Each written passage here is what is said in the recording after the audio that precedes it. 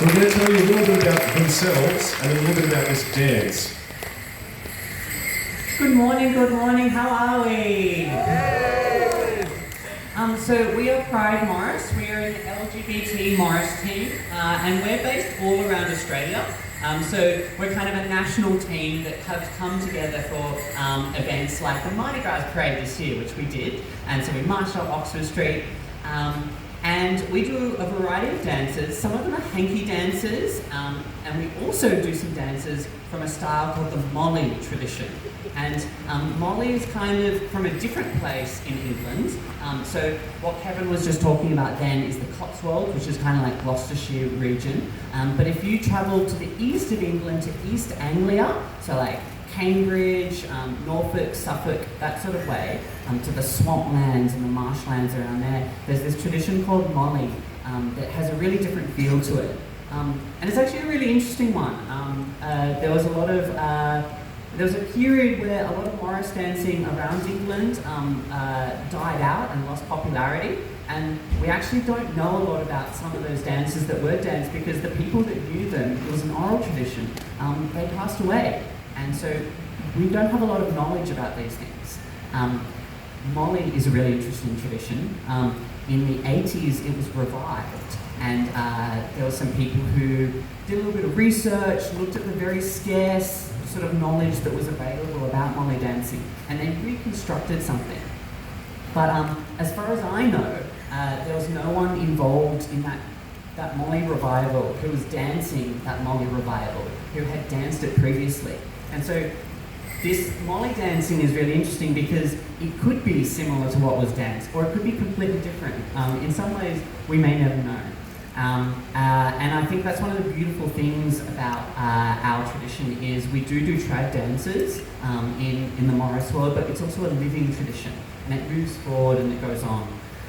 And so this dance here is in that Molly tradition, and it also comes from America. And it was written by a team in the United States called General Hardware Border Morris. They're kind of like dad-themed team.